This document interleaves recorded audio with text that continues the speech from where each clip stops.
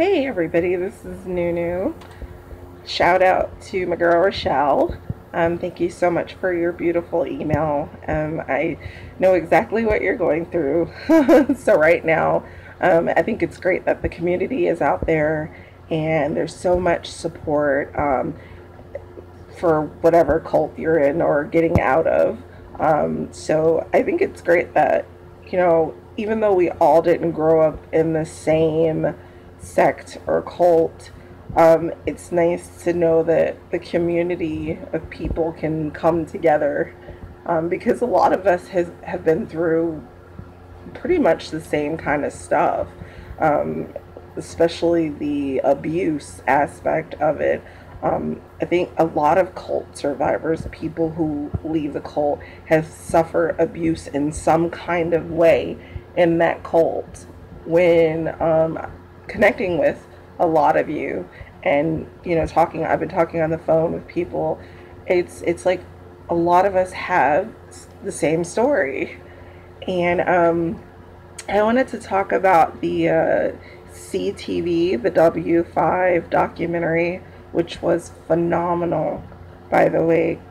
Great job to everyone who was involved. Christian and Katya, you both are so brave. I cried, Christian, when you were telling your story, because I went through something very similar, and I can definitely relate to Trisha, especially the part about how her mother had an idea of what was going on, and when she tried to go get help from the elders, they scolded her and put her down. And that is like very similar to what happened in my family. We we were being abused. My whole family was, because we were targeted by this man who didn't, I don't believe, loved my mother in the first place. She had children and she was a single mother, and that made us targets for this man who was a ministerial servant, somebody who could have probably become an elder at some point had he not been caught for what he had done to us.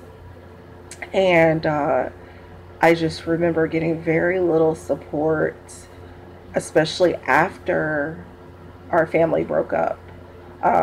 When it was reported, he was actually sent to jail, because a family member got wind of the situation, a family member who was not a Jehovah's Witness, and they took it upon themselves to call the police. But I remember, before this family member found out, there was a meeting inside of our home with our abuser there, my mother present, a couple family members, and an elder. I think it was just one elder from the congregation.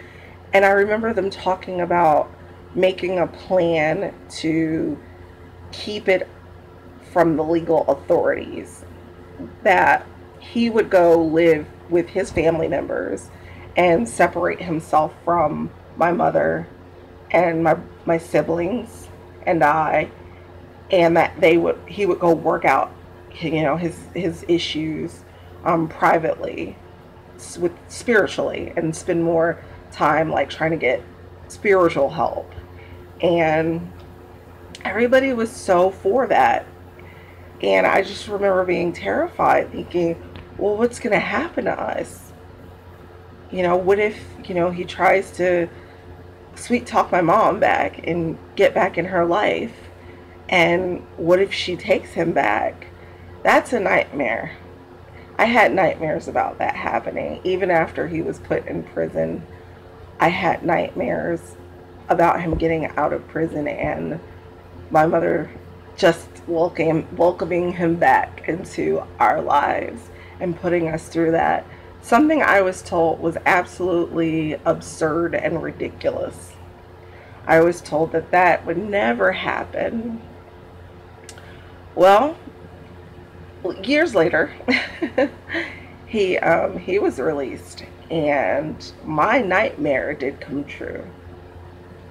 My mother took him back. And you know why? Because of that religion. She was still a Jehovah's Witness, and apparently he was reinstated because he had been disfellowshipped, of course, for the abuse. He took a plea deal, so none of us had to go to court or anything. We never really had our day to talk about the things he had done to us. There was a statement made, and then we were told to shut up about it and not talk about it to anybody. And so he did get out of prison, and my mom took him back, and that was just heartbreaking for me. She's still with him. I'm being shunned, and he is allowed to go to all the family functions, and he's welcomed with open arms. And I did everything I remember to protect my siblings, and there were times I took beatings for them and would jump in front of them when I saw that he was about to do something harmful to them. And I have all the scars and marks and burns to prove it. And it hurts. It hurts to think about being like this little birdie out there on the limb by yourself, when you're told that. I had a family member who still talks to me, despite me being disassociated from the Jehovah's Witnesses. I was not disfellowshipped. I chose to leave, which in their eyes made it worse. So I'm being shunned, and I had a family member who's still talking to me and who is still in the Jehovah's Witness religion, and she told me that I would not, be able to come to any family functions or do anything. And the reason why is because not only because of my disassociating, but even before I disassociated, whenever my mother was going to be at an event, her husband was going to be there with her. And I was told that I make him uncomfortable because I don't talk to him. I didn't really shun him. He would say hello and I would say hello back, because he was reinstated back in good standing with the congregation. But I felt uncomfortable. I felt like I didn't want to be around this person. Why is this person back in our lives? I understand that he went to jail and he's out now, and he could go live his life somewhere else, but he's been chosen over me and my siblings, especially by our mother, who stands by her man completely, and it's all justified through the religion. When I asked my mother, how can you lay next to a man who put his hands on your children? How can you let a man touch you with the same body parts that were not meant to be used to hurt your children, but he used those body parts to hurt them in many ways, and you let him put those same body parts on you now? So when I asked that question, I was scolded. I was told, how dare you? How dare you ask questions like that? How dare you? So needless to say, there was a lot of shunning going on before I actually left, before I left officially, because it did get awkward going to the same district conventions. And although we weren't all in the same congregation, we all were in the same district. So we have the conventions, and my little sister and my brothers would want me to sit with them, and it got uncomfortable. And it felt like old times. It felt like we had to put on a show for everybody, and it hurt a lot. I did not sit with them, and that made him uncomfortable. And so that's pretty much when they stopped inviting me to family dinners and cookouts, and now they have a solid reason. It's not simply because I make him uncomfortable, it's because I'm disassociated now. So now they have a real solid reason. But after my family broke up, when that first time when he was taken to jail, the elders did very little to help us. And in fact, we suffered a lot of shame in our and from our people in our congregation.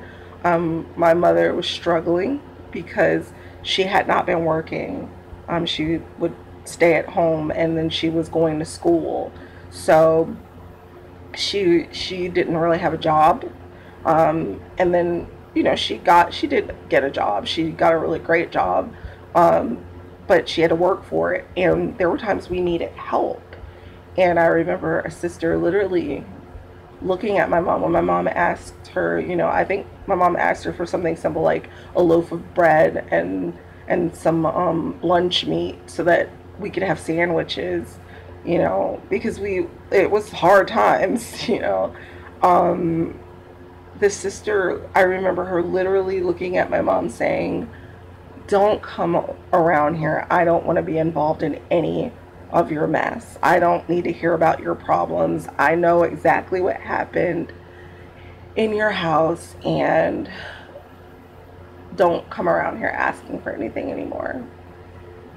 And we lived with this shame. It was a lot of shame. So I admire the people who were on the documentary, especially Trisha, again, Christian and Katya, and everybody who went to Warwick and who go out there, and people like Zeb, love you Zeb, who go out there and show their faces and tell people what the real deal is, and try to help the people who are in the Watchtower Society. I admire that a lot. I thought the documentary was phenomenal, and so that's why I'm calling you guys brave ones, because you're doing great things, and it's helping me feel less alone, which is like my whole point of making these videos, is to just share my experiences. Again, not to bash anyone or any religion or anything. I'm not bashing anyone. I'm talking about exactly what I went through and how it felt, which I feel I have the right to do. Hopefully it'll help others feel not alone, and anybody is welcome to contact me, especially if you need someone to talk to, because I know exactly what it's like to be afraid and be silent and let them silence you. And I can't let them silence me anymore. That's what happened when I was a kid. Everything was hush hush, be quiet, put on a show, and no more shows. I encourage everyone to speak up and to be brave. Alright, this is Nunu. Hope you guys are doing well. Talk soon.